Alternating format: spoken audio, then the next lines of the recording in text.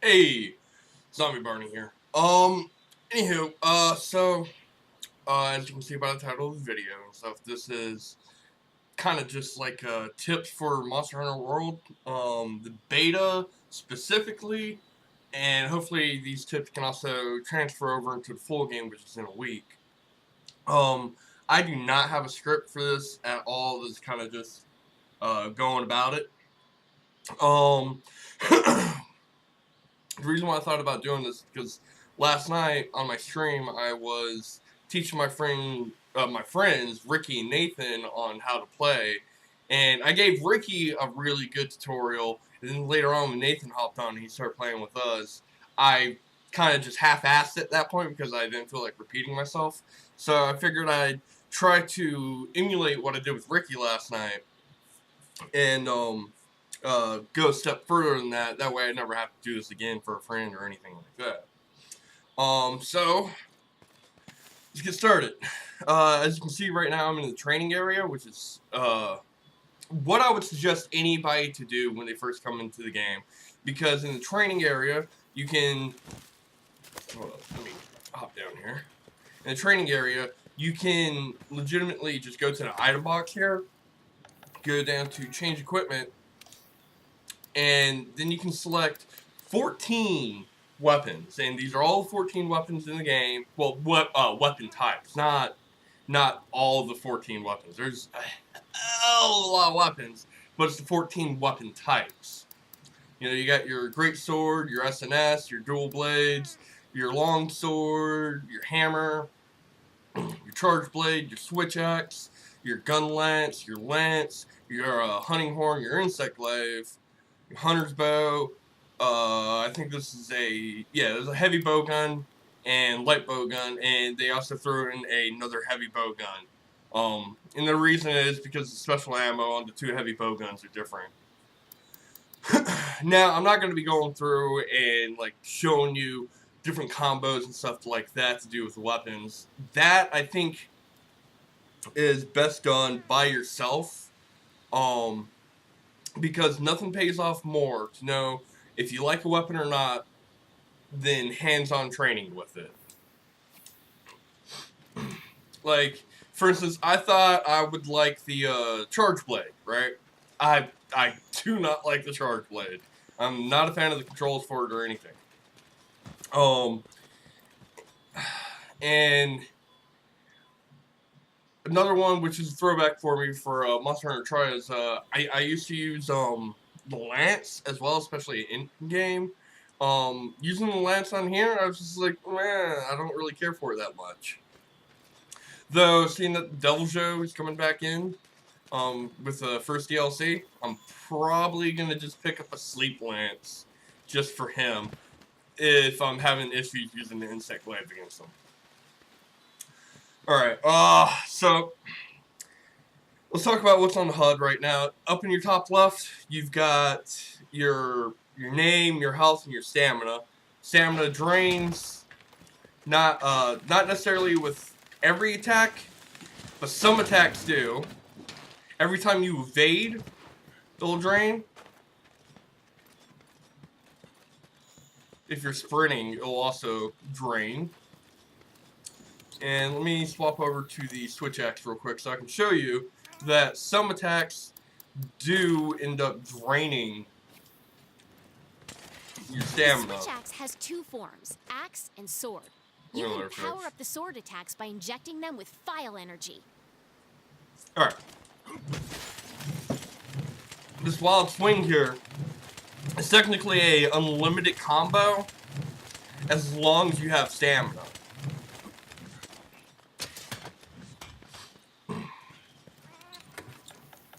So that's just giving you an example that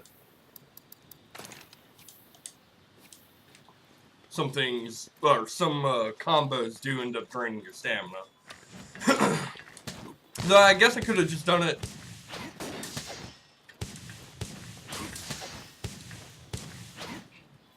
with my insect glaive.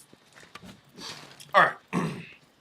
So, as you end up going through a match, or a hunt, if you would, your stamina will end up, like the cap on it will end up draining over time. So you're going to end up having to feed yourself to negate that and keep your stamina at max as much as possible.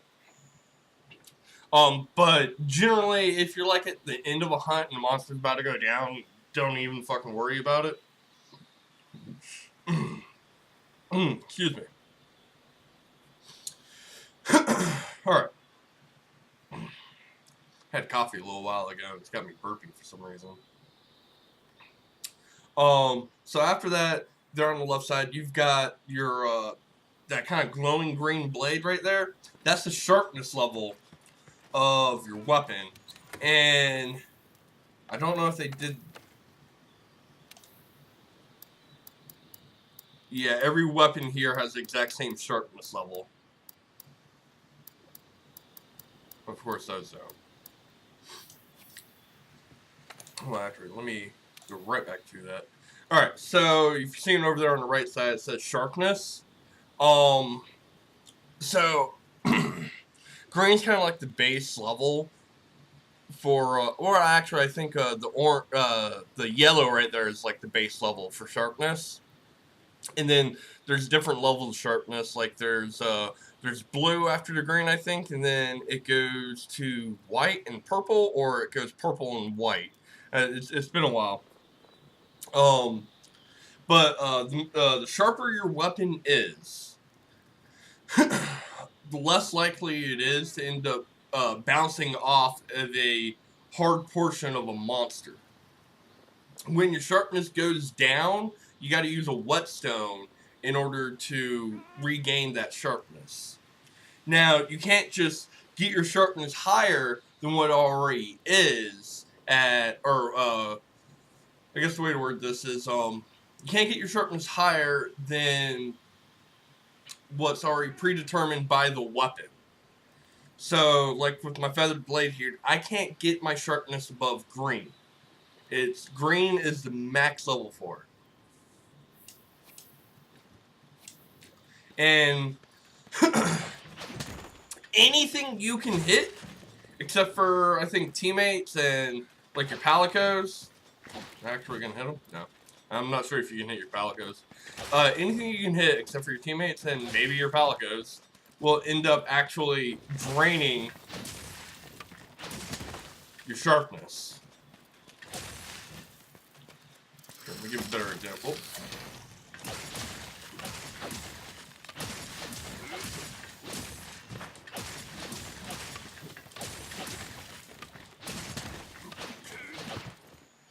Alright, so you see some of my sharpness went down right there. And this is good because I want to show you something. Now everything else here on the left side of the screen doesn't matter. That's only shit that you'd end up seeing in the training area, except for down at the bottom, you've got your auto target features. And it shows you little icons of what you're about to auto target on. When you have it active, your camera will stay targeted on as, it's auto target. I'm not somebody that likes to do that because sometimes you'll auto target on something that you do not want to auto target on, and the fact that it's just a clicking feature, ends up bothering me. So I just move the camera around as needed. All right, so going back to the sharpness here. Here on the right side of the screen, you got that stuff at the top where it says draw weapon, crouch, select item, aim slinger, whatever, what have you. It doesn't matter right now. Down at the bottom, that's your item bar. And kind of quickly go through this, but not to give descriptions.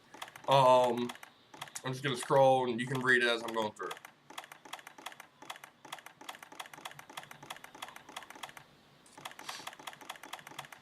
So in previous games, you would use the item bar to find the item that you want to use, and you'd press square, and then that's how you would use the item. But thankfully for MHWorld, they actually gave you a way to kind of streamline how you want to end up using your items, in which case here, I'm holding down L1, and I guess in Xbox One it'd be left bumper. And then a radio wheel pops up and also says favorites, ammo coding, communication, multiplayer down here. And all those end up being something different. Like communication has some gestures and some stickers, and the bottom has a signal that you can use to show your friendlies where you are if you need them to pay attention to something. There's ammo coatings. That's pretty much only useful if you're I think it's on. Okay, no, there's power coating there. So it's just the ammo coating is all for range weapons. You got multiplayers, as in items that generally get used whenever you're playing with other people, like life powder, hard shell powder, demon powder. Well, not the shock trap. Shock trap. I didn't even fucking use that in doing solo. Same thing with Nullberry and like Paralisa's knife. But barrel bombs is something that tends to get used in multiplayer. Didn't mean to do that. And then you got your favorites here. The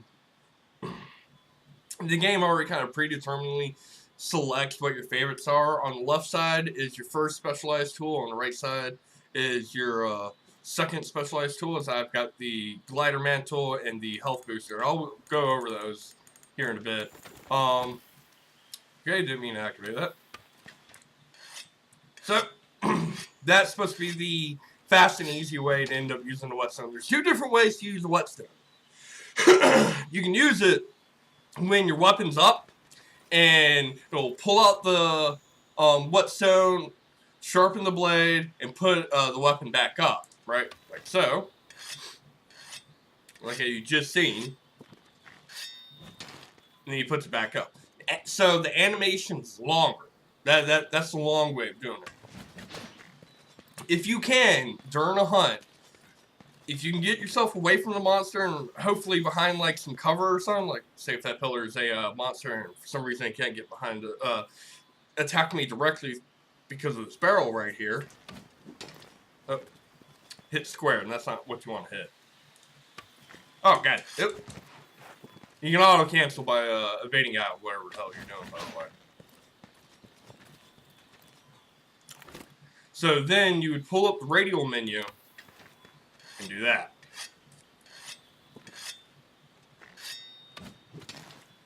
That's the quick way of doing it.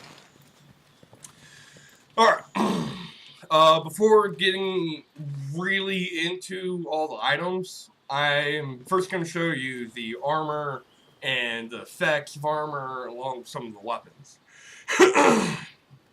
Well, actually right before that, let's go over to specialized tools. So I've got the glider mantle on right now. And names are actually pretty straightforward. The glider mantle gives me a little glide effect. And you cancel it by pressing X or evade, wherever you set your controls to. And when I say X, I am referring to a PS4 controller instead of like an Xbox One controller. What would it be on Xbox? I think it would be A on Xbox.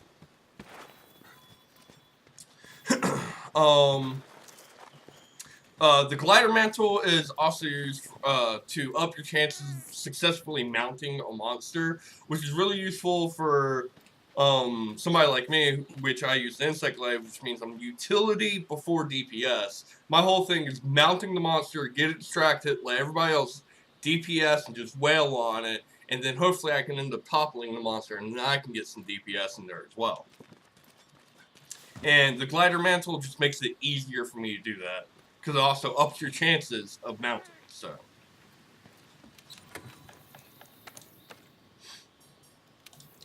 Other kind of mantles, you've got your ghillie mantle, and you just read the descriptions here, or you can listen to me. Ghillie mantle helps you hide, as a ghillie mantle would do, realistically. Challenger mantle is also a straightforward name. You throw that on, you're going to generate the aggro, and the monster's going to focus on you. It's good if you're a lancer or a gun lance, maybe a charge blade, and you want to just try to tank things and let your friendlies wail on the monster. Rock steady mantle, you throw that on, and you're not going to flinch from anything. Waterproof mantle, makes you waterproof. Nullify, as the description says, reduces water damage, nullifies water blight, reduces mobility restrictions in muck, indicates the entirety for deep water. And then you got your health booster. Health booster is really useful. I generally try to make sure I have that on. Places a smoker that gradually restores your health. It's a smoke spike, really. Here, let me use it real quick.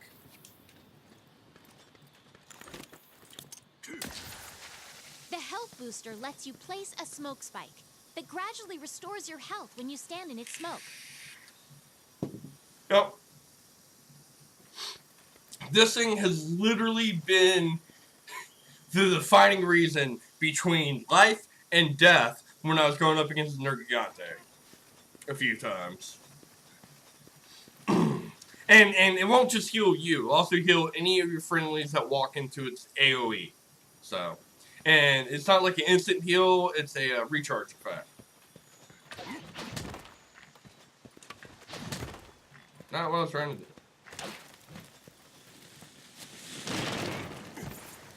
See how my health just went back up? Alright. Not what I wanted. Alright, before getting into all the other stuff, as in armor and weapons, let's talk about charms. Through going, well, not the beta, but, through your playthrough of Monster Hunter, you will end up being able to craft charms. And charms are your, like, little accessory and everything. They're a necklace or an amulet. And they always just have a positive effect, and they'll help stack with your armor effects to give you better boosts. Like, right now I've got Attack Charm 1 on to help boost my attack. There's Defense to help boost defense. Evasion, and that's Evade window right there. And gives you more iframes whenever you're actually evading, as in you're doing your roll. Slinger Charm, Slinger Capacity. I haven't used this one. I've been a little bit curious about trying to use it because there are some really good slingers out there. Water Charm, Water Resistance Skill. I don't know why they threw that in this beta because it's not very useful. Like, the only two things that use water against you in this is the Baroth and the Giratodos, and they don't do like straight water attacks. They use mud, and then they throw water blight on you with that mud. And Fire Charm, Fire Resistance, that's also straightforward.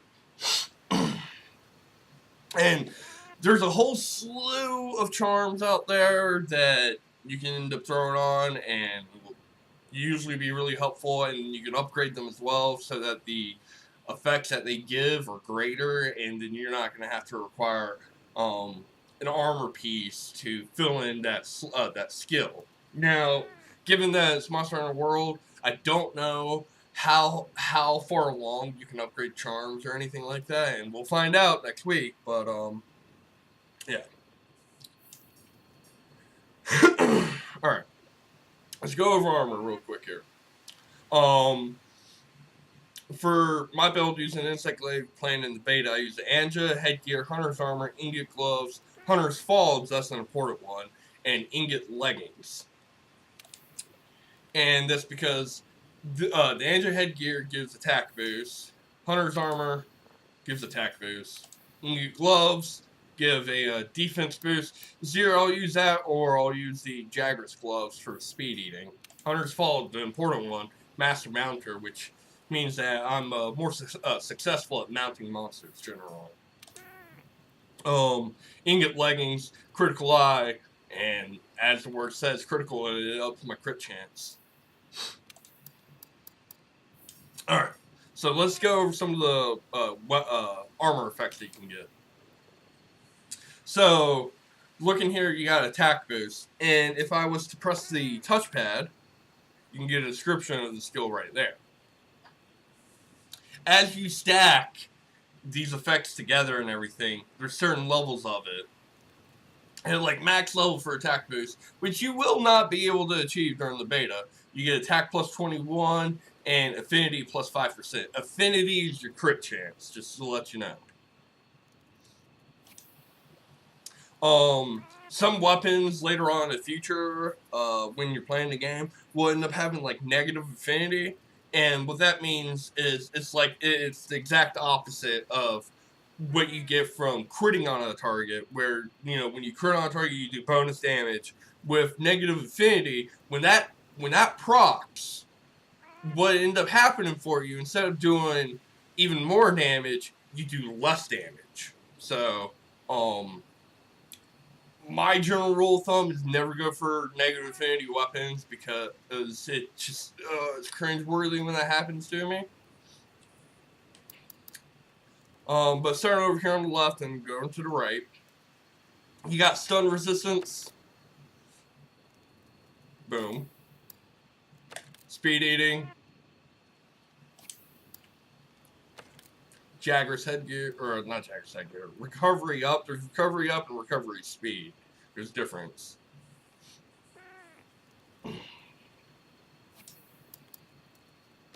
Defense boost.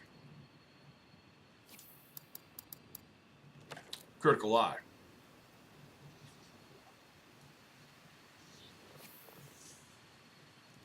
Just to let you guys know, when it says like plus 3% or like plus 6, plus 10, plus 15, plus 20, plus 25, plus 30. Let's say that you have a some random weapon, let's say a longsword, that has 70% affinity on it, and you manage to get critical eye up to level 7 for that plus 30% affinity. That's not going to be 30% of that 70 is what's added to it. That's a flat 30% added to it, so you'd be bumped up to 100% affinity, and you'd literally be critting all the time.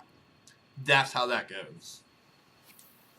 Because I know some MMOs out there, like Warframe, when it says like plus this amount to this, it's usually doing that off the base weapon stats rather than a flat bonus.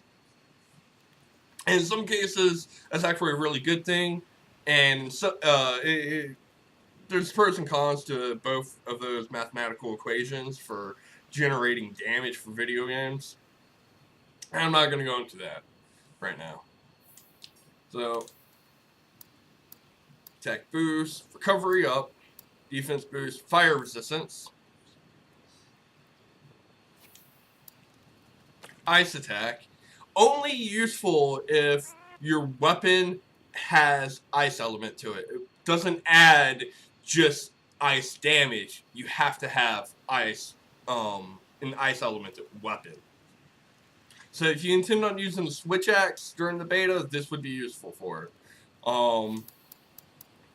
It'd be more useful than the attack boost is. And then critical eye again. I would say though, during the beta, if you intend on going up against the Anjanath and Rathalos, don't throw in the ingot armor, even if you are using switch axe, because that versus fire -1, that's your resistances right there. I can go over that in a second. Stun resistance, sorry, we've gone over that. Stealth. Now in the past, the way stealth kind of worked was it gives the effect that says right here, like when you would actually sneak, you'd be more effective at it. But it also gave, if you're playing with other people, it'd be less aggro you generate, so the monster is less likely to focus on you. I do not know, because of how that's worded, I do not know if that's how it is in Monster Hunter World. If that is how it is in this is stealth is a big thing for gunners and those that like to use bows.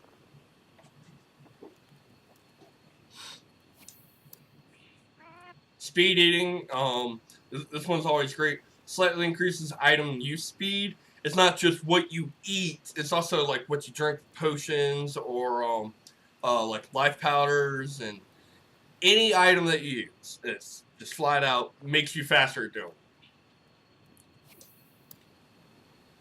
Fire attacks just like ice attack.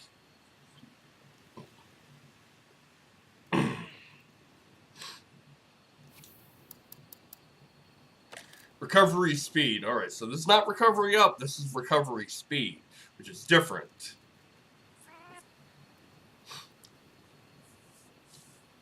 As you can read there, red portion of the health gauge and everything like that. In other words,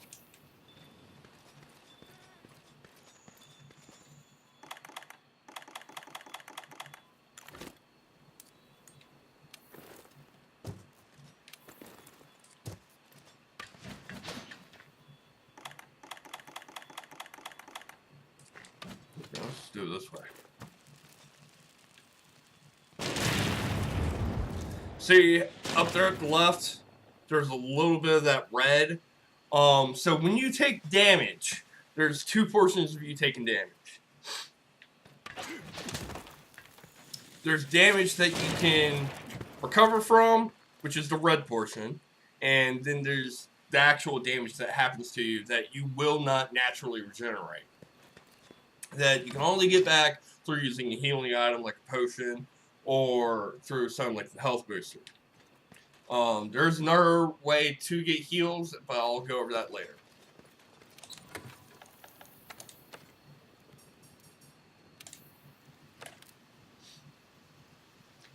Master Mounter. If you intend on being somebody that does that part of utility that distracts monster, Master Mounter is going to be something that you want to have fucking equipped all the goddamn time. Like, I think the only reason I would not have Master Mounter on is if the defense rating of that specific piece of gear is just falling short so much that it's just not reasonable enough for me to end up having it. Recovery up, recovery speed, attack boost, stun resistance. Now, at max level, it then prevents stun, but level 1, level 2 reduces duration of stun. And whenever you get stunned, your first time, the guild girl will end up saying, giving you a little tip, and you'll have a prompt on the screen, and you're going to have to wiggle your left analog back and forth, back and forth. Well, not back and forth, more like left and right, my bad. Left and right, left and right, left and right. I'm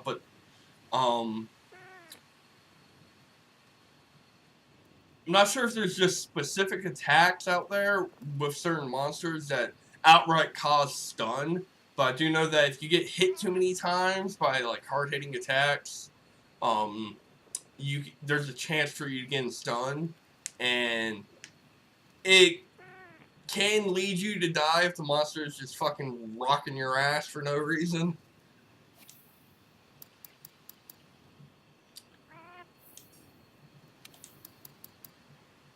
Cliffhanger. Practically useless.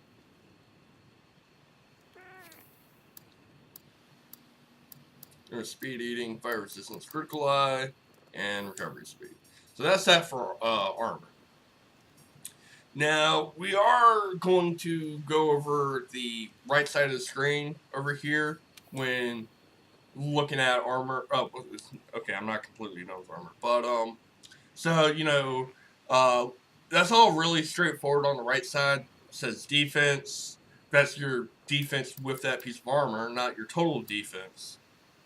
And same thing for resistances right there. Of all the elements, there's fire, water, thunder, ice, and dragon. Dragon is a rare element to kind of come across. Not going to go into it, but and you can get some slot info. Oh, actually, matter of fact, do any of these have slots? No, never checked that before. All right, so aside from like your charms that you can get as an accessory, you can also get certain gems. I think they're called gems. I'm not. Well, let's just call them gems for right now.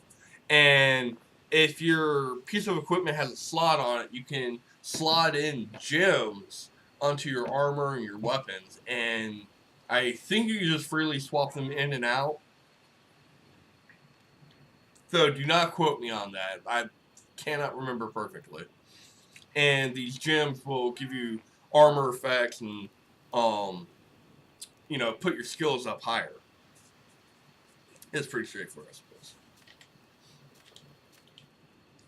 All right.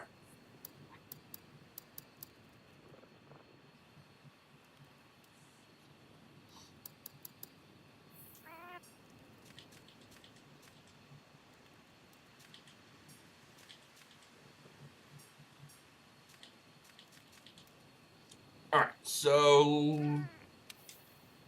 when looking here, was attack would go down. The only reason why it's showing that attack would go down is if I hit confirm, I'd be taking my helmet off. So here, let me take it off again. See, attack would go up. That way you can kind of gauge how much of a percent that you're getting off of like an attack boost. So it's the affinity and what element. This is really just a general census of what your stats are. And these are your skills right there, so you can see what level your skills are at. Alright, finally going on to weapons here. I'll just use a little UI and everything.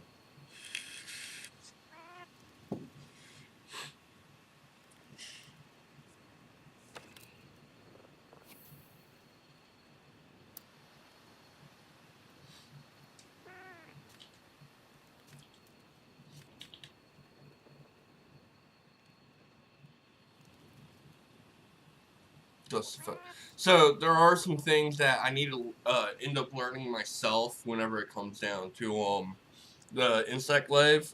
Like I've not looked at this before. Looking at the kinsect itself, like attack type, dust effect, element, power, speed, and heal. I didn't know that it would give you different levels of that. And dust effect, I think, is whenever you mark a target.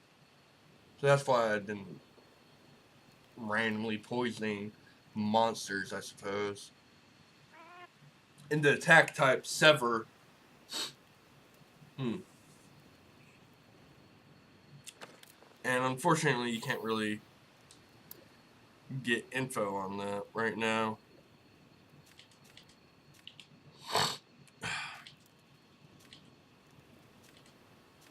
Okay. So let's start up here at the top. Tells you the attack, the sharpness, the affinity, the element of it. Alright, so this is good. This SNS here, Sword and Shield, Iron Bang. Shows little attack. I'm not going to go into the details of attack damage calculations, because that is a sloppy mess for me to do, and I don't even know it fucking perfectly.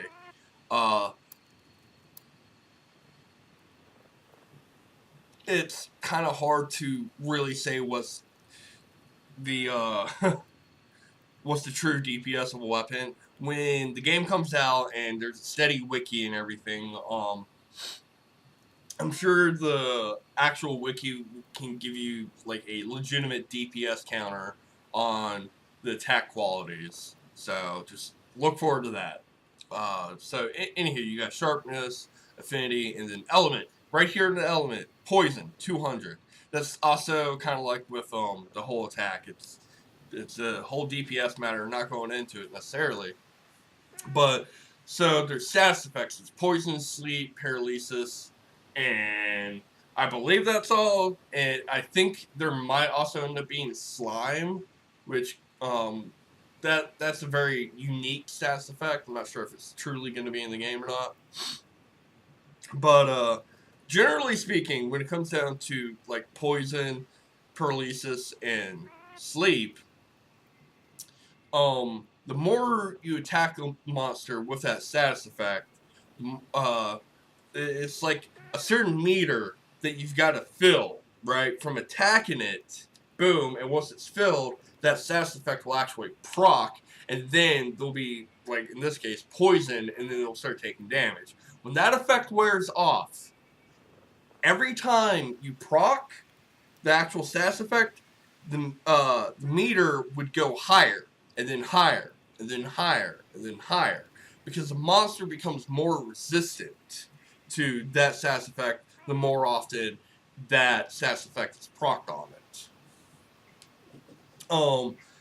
That's a general way of looking at it. Some monsters are relatively weak to certain status effects, and some are relatively strong against certain status effects. Like if I took this SNS and I went to go fight the Puke Puke, which is a poison element creature, I don't realistically see myself poisoning that thing very often because it dabbles in poison all the time.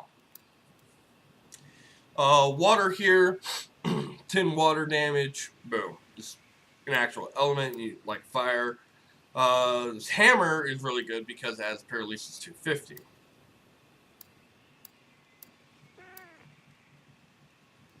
I did not know the fucking hunting horn in this had sleep. Ooh. So, if I'm not mistaken, when it comes down to the bows and the bow guns, they will generally not have any element to them because they can get these different coatings that can throw on. Oh my god, there is blast in this, which is the slime I was talking about. Holy shit, there is. All right, let me talk about that real quick. In Monster Hunter Tri Ultimate, the flagship monster with the was the Brachydios, and I hope I'm not butchering that. The whole gimmick with the Brachydios is that it would coat its specialized kind of little boxing gloves that it had with its certain saliva, or was it snot? Not sure what it was, and it would just pound the ground. And every time it hit the ground, after a while, it would leave these mounds of where that green stuff was, and then after a while, they would blow up. So, with blast on a weapon, when you hit a certain part of a monster, it ends up coating that part, and as you keep hitting it, the more likely it is, after a buildup of it, it'll blow up and do extra damage on a monster. Just let you guys know, blast is, from what I watched when my brother was playing Tri Ultimate, blast is really good on dual blades. It's what he loved going with all the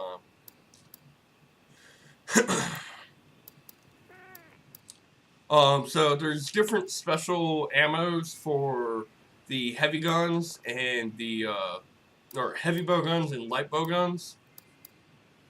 I'm not gonna go into like a huge description of what all special ammos are because, as far as I know, there's only 3.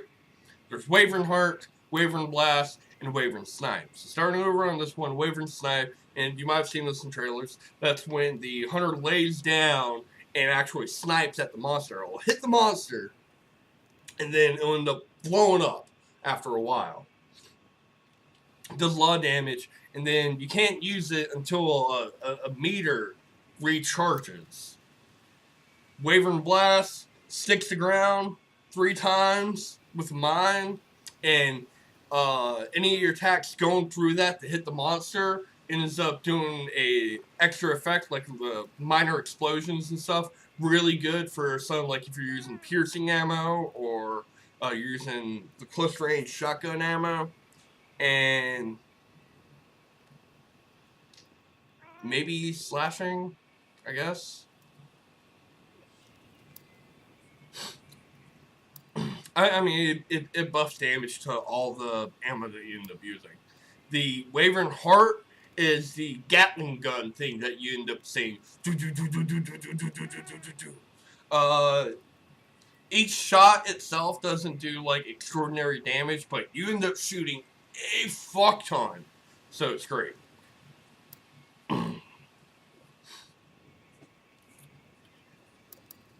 So I hope that kind of explains the weapons a little bit for you. Each weapon tends to have its own gimmick as well, and I'm not going to show you these gimmicks or anything like that because the best way to learn these is to come in here into the training area and playing around with them yourself. Alright. So, now that I've got all that out, Let's talk about items. Should I do it here, or I think actually the best way would be crafting lists. Just to let you guys know, on the PS4 controller, if you hit your options button, and I guess on a Xbox controller, it'd be start. I'm not completely sure what the configuration on Xbox One controller is, but essentially what start is. You can pull this up. Oh, let me hit this real quick.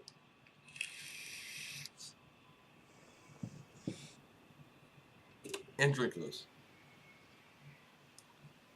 Oh, fucking parched. Talking for 40 minutes, goddamn. Anyhow, so you can pull this up, and there's a whole bunch of things that you can do here.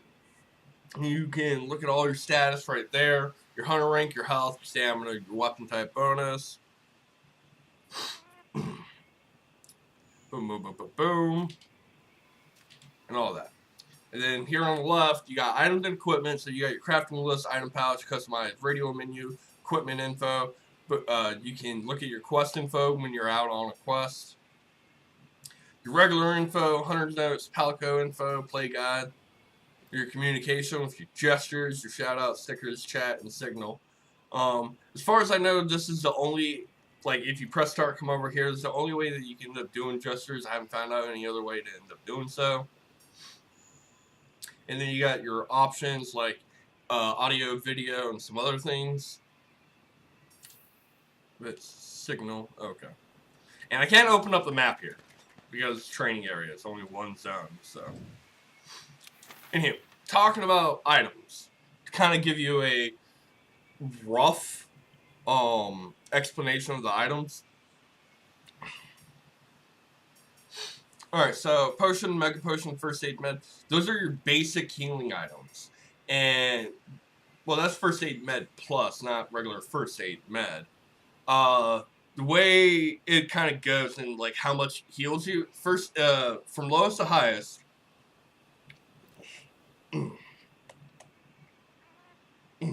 Okay. From lowest to highest, you have first aid med, potion, mega potion. Don't ever worry about first aid med plus.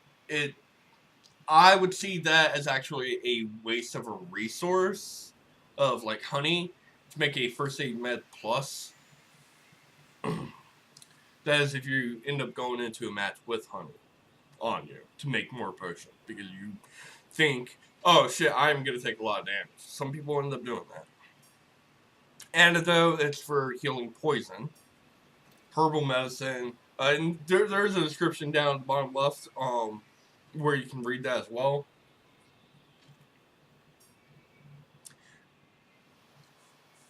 Nutrients and mega nutrients end up increasing your maximum health. Max potion fully restore health and maximize the size of your health gauge. So you need mega nutrients and a mushroom called a mandragora. So. Catalyst, that's a crafting material. Immunizer, boosts your natural ability to heal.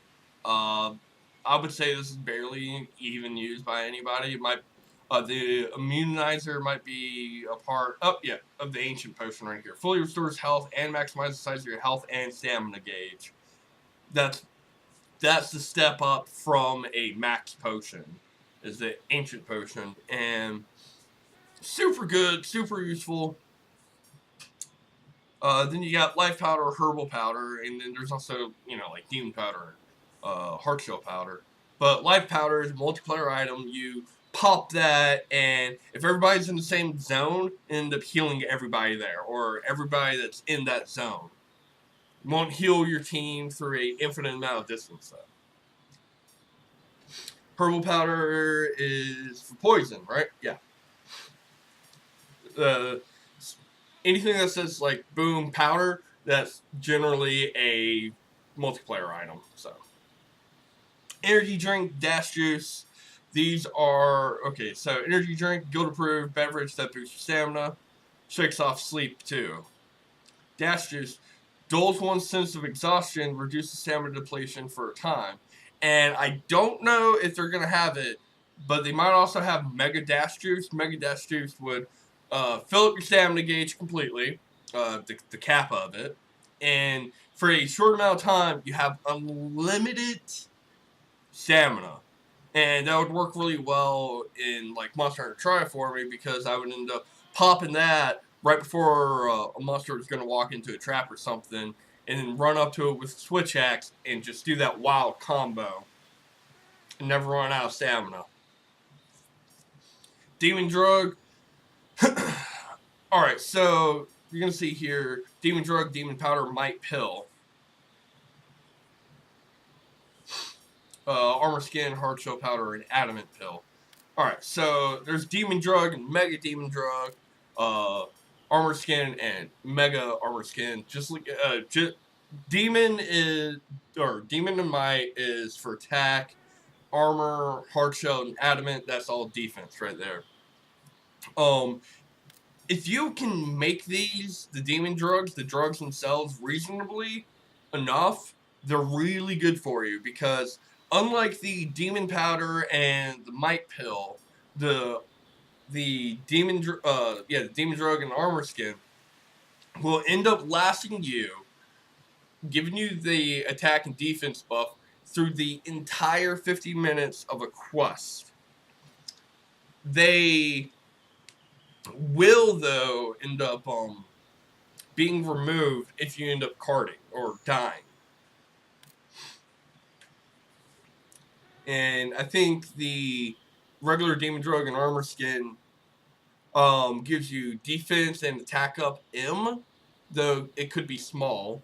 I do know, or I believe the Mega versions of them give either large or M, so. Farcaster, you use that, boom, you instantly back to the camp. At least that's how it was in previous. Let me read the description here.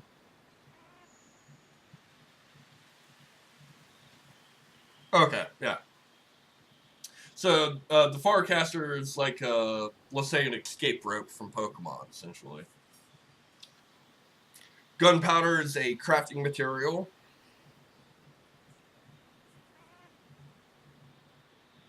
Oh, can you actually put gunpowder on the ground now? I'm not so sure about that one. Barrel bombs, bounce bomb, mega bounce bomb, large barrel bomb, and there should also end up being large barrel bomb plus. This crafting list isn't going to tell you everything that you can craft. It is going to be leaving some things out for you to figure out on your own. And they're bombs, and you can just kind of read the description here. Just to let you know, the bounce bombs are bombs that are kind of like bouncing betties a little bit. When you set them, they'll bounce up into the air and then explode. They're useful against flyers.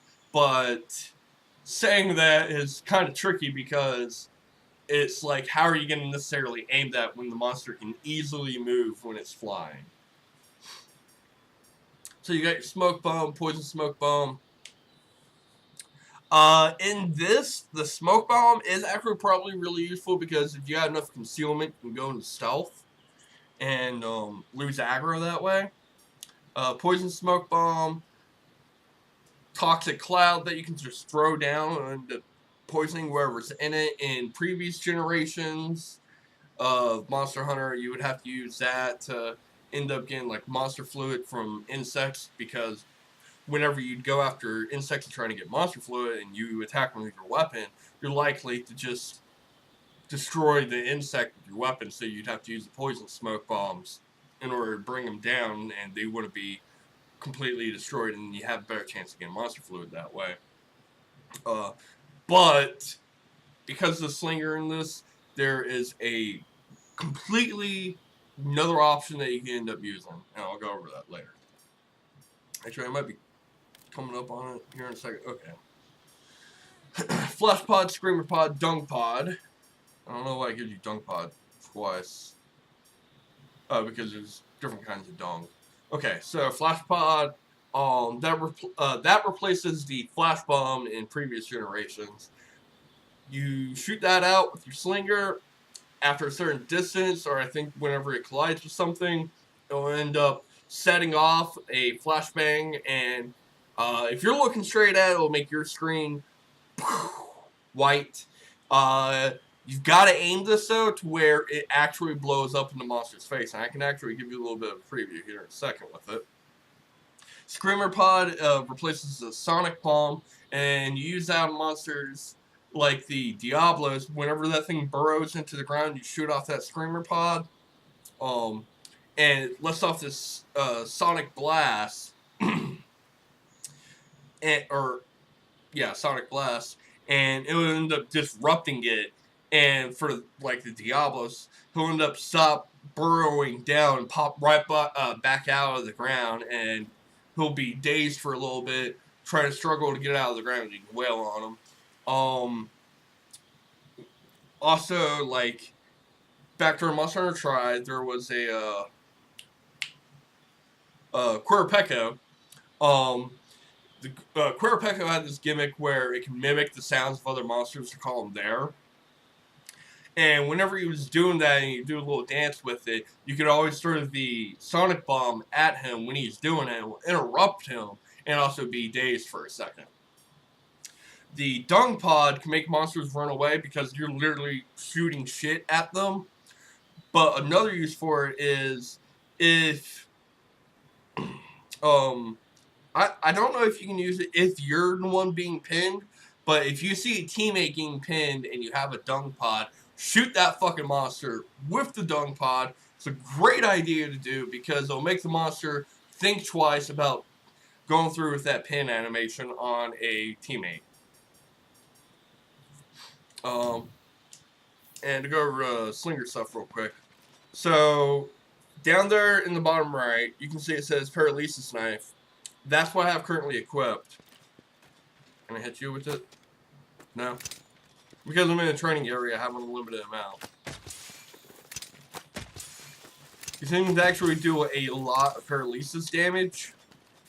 And there's also the poison knife as well.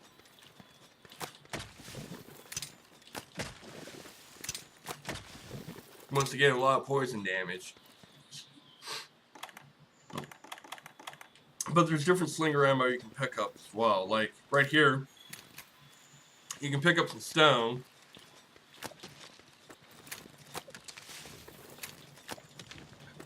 Doesn't really do any damage, it's just a way to annoy a creature. Like, if the creature is evading from you, it's a way that you can end up hitting the creature from afar. Don't know why I'm saying a creature, but a monster from afar, and still get some damage on it. There's no red pit around here, is there? Oh, actually, I don't even need it. So, another thing that you can do with your slinger, aside from using specific items, is that you can actually interact with things around you. Like, you see that thing right up there? That's called a wedge beetle. If I hit circle here,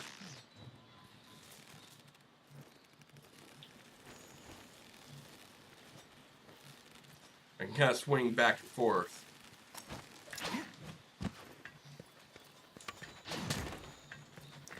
And that would be a way for you to, with any weapon, do an aerial attack if a wedge beetle is present at the moment. And aerial attacks are what end up helping you mount monsters. So going back to the crafting list. So we've got poison meat, tinge meat, drug meat, and pitfall trap and shock trap. These here and these two here, they're all traps. The poison meat, tinge meat, and drug meat. Poison, paralysis, sleep. You can put those down on the ground, and certain monsters, when seeing those, will actually walk up to them and attempt to eat those, and they're super fucking strong usually, and they can end up causing that status effect to happen. I can't say I've ever really seen anybody put down like a poison meat or the tinge meat before, but the drug meat, people will definitely end up doing that. And if you ever see a monster go to sleep just randomly, Do not fucking attack it. Run up to it. Put down a couple of barrel bombs. Wait for everybody else to put down some barrel bombs and stuff. And then either have if there's a great sword guy there with you, have the great sword guy charge up his attack. Boom, tons of damage. Or have a bow gun guy or a range guy set off the bombs.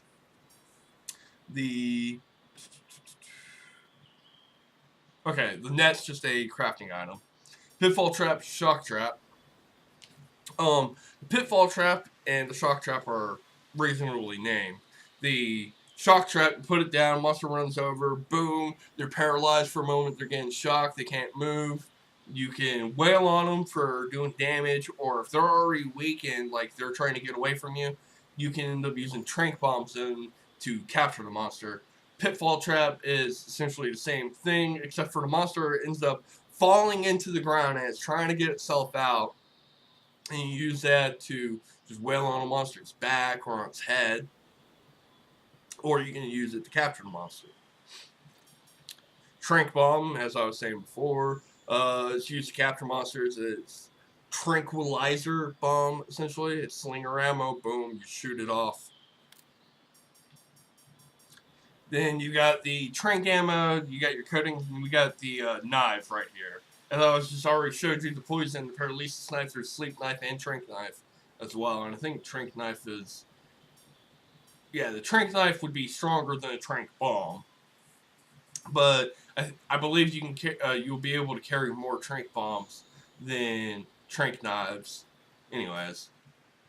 Trank ammo, that's for bow guns. You got your coatings for your bow. You got normal ammo, piercing ammo, spread ammo. Spread is like a shotgun. Sticky, boom, burp, bow. If I'm not... Yeah. Ammo that fragments into 3 shells upon impact. Slicing. And then you got some elemental ammo as well.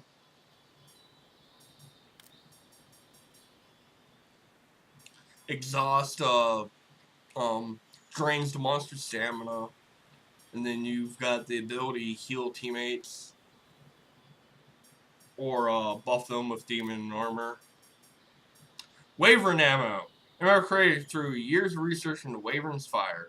Wyvern ammo, if I'm not mistaken, is a charge up, close range blast. Boom! All up in the monster's face. Or wherever you decide to hit them.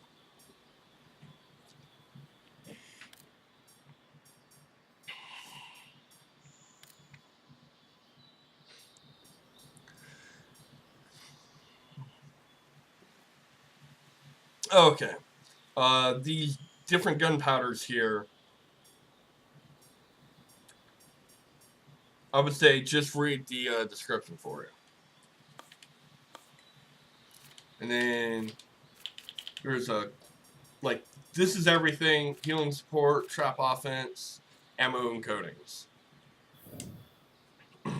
Oh, another thing is, down at the bottom, you can see auto crafting on or off.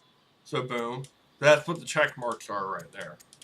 So, since I already have 10 potions, if I was to have like 8 potions or something like that, and I came across enough herbs and I picked up enough herbs, I would automatically craft those into potions.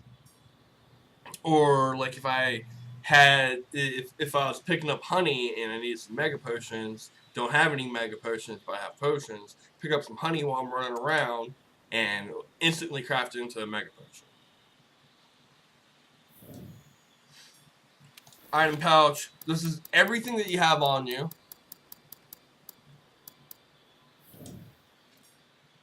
You can customize the radio menu however you want. Favorites, communication, ammo, coatings, multiplayer. And you can rename these as well. So don't worry about doing that in the beta, because anytime you back out of the menu and you come back in, it'll end up resetting it. Fortunately. Your equipment info that you can just look at right here. Quest info, that's for when you're actually out on a quest, like I said earlier. 100 notes, Palico info, play guide. So this is a lot right here. So I can't show you the map, but I can go into weapon controls. So it pretty much just tells you the exact same stuff that the training area will tell you as far as combos go. See? But there's another thing to end up looking at that the training area will not tell you right off the bat. So like with the Great Sword, there's Charge Slash. Go ahead and read it. I'm getting really parched here, so I'm just going to end up scrolling through these. You can pause the video and read them yourself. Oh, just dropped that. My bad.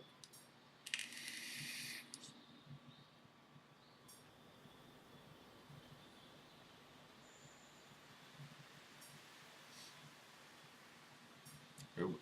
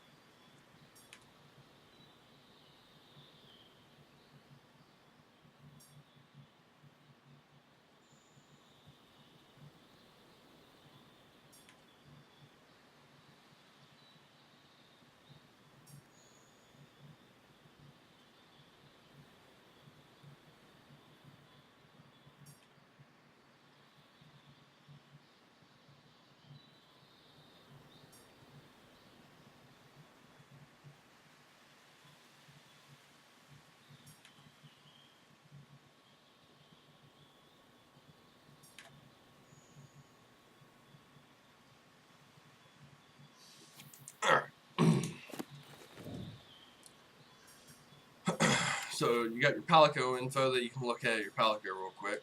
Can't swap anything out from here. And I'm not sure what that paw print tab is. End up knowing the full game later on. Then there's play guide where you can actually look at several fucking tips.